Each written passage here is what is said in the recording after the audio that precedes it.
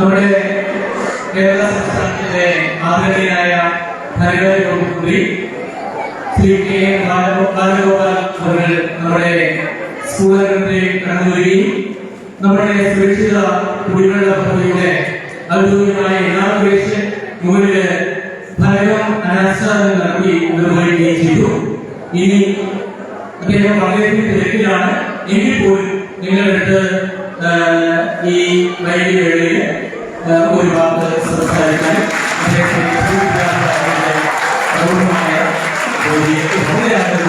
സ്വാഗതം ചെയ്യുന്നു.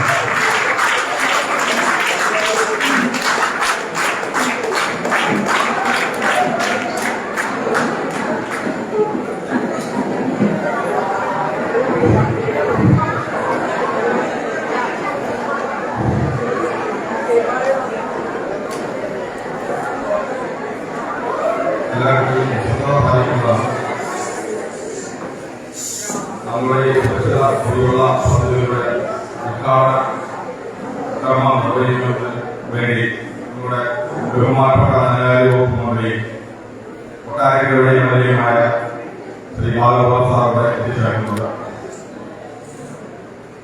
നമ്മുടെ ഇത്രയും തിരക്കിനിടയിൽ നമ്മുടെ ഈ സ്കൂളില് ഈ കർമ്മം നിർവഹിക്കാൻ എത്തിച്ചേർന്ന ശ്രീ ബാലഗോപാൽ സാറിന് ഹൃദയമെന്ന് സ്വാഗതമാണ്.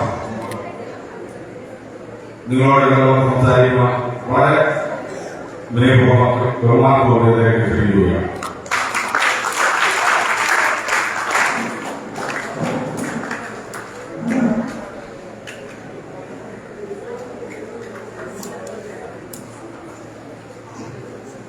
നിങ്ങളുടെ അധ്യക്ഷൻ ശ്രീ സുരേഷ് കുമാർ PTA പ്രസിഡന്റ്, നമുക്ക് പ്രസിഡന്റാക്കിയിട്ടുള്ള ആരുടെ കൃഷ്ണൻ, ഈ വേദിയിൽ ഉണ്ടായിരുന്ന Shri Ranjith block president Shri Lakshmi, Aji block panchayat Jayakumar, മറ്റ് ഈ വേദിയിലുള്ള വളരെ ബഹുമാനമായിട്ടുള്ള വിശിഷ്ട അധ്യയൻ മാനേജ്മെന്റ് ശ്രീ മീനാക്ഷേമ, ലക്ഷ്മി കൃഷ്ണ, സിന്ധു, ശ്രീമതി ശ്രീകർ, മഞ്ജു, നമ്മുടെ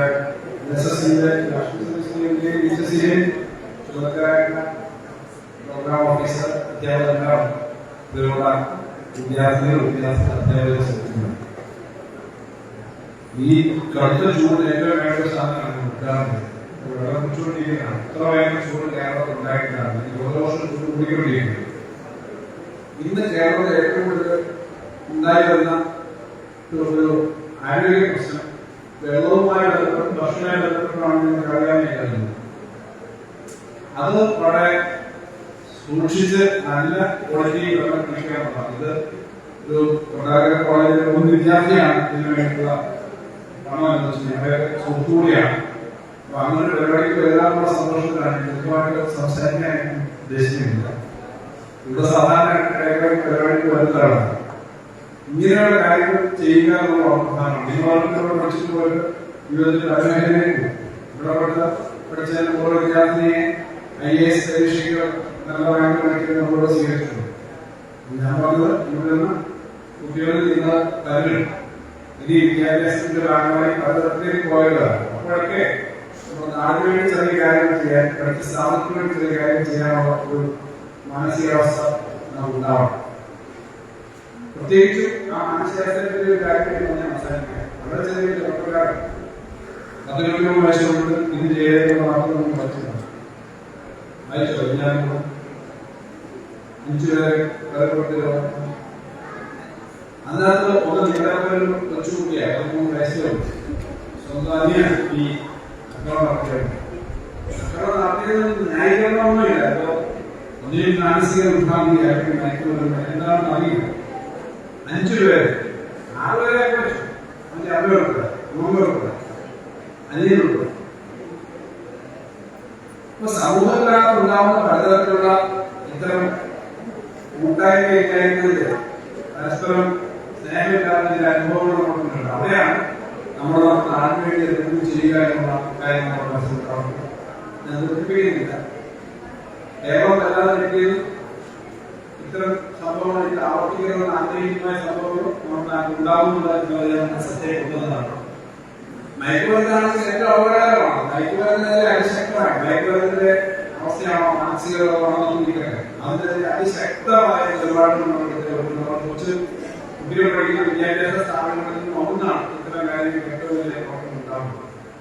നമ്മുടെ സമൂഹത്തിലെ ഏറ്റവും കൃത്യമായ കാര്യം ഇടപെടാൻ കഴിയുന്നത് നമ്മുടെ വിദ്യാഭ്യാസത്തിന്റെ മേഖലയിലിരിക്കുന്ന അധ്യാപക വിദ്യാർത്ഥികളോടൊപ്പമുള്ളവർക്കാണ് ഏറ്റവും കൂടുതൽ കാര്യം ചെയ്യുന്നത്. അത്തരം കാര്യങ്ങൾക്ക് നമ്മൾ പ്രവർത്തനം നടത്താൻ നാഷണൽ സർവീസ് സ്കീമിന് കഴിയും. കഴിഞ്ഞ ദിവസം കൊട്ടാരക്കര പരിപാടിക്ക് പോയപ്പോൾ ശ്രദ്ധേയമായ കഴിഞ്ഞ നിയമസഭ കൊട്ടാരക്കരയിലെ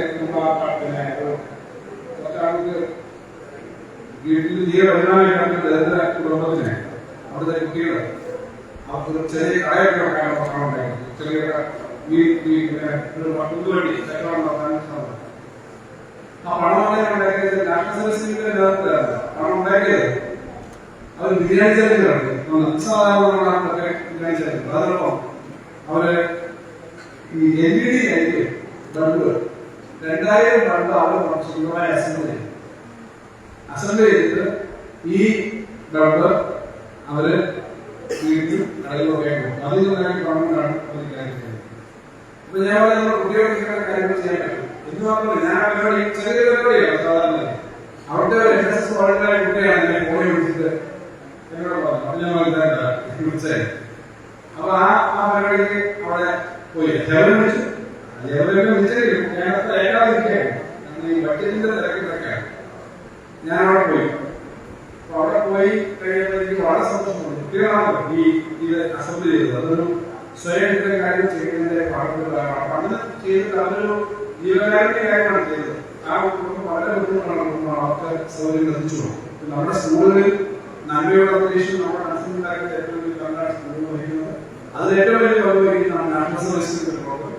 ആ പ്രവർത്തനങ്ങൾ കൂടുതൽ നന്നായിട്ട് മുന്നോട്ട് പോകട്ടെ എന്ന് ആശംസിക്കുന്നു. ഇവിടെ സഹായം എത്തിച്ചേർന്ന വിനോയിയാണ് അവരെല്ലാം ചെയ്യുന്ന പ്രവർത്തനങ്ങളും എല്ലാ ആശംസകളും നേർന്നുകൊണ്ട് ഞാൻ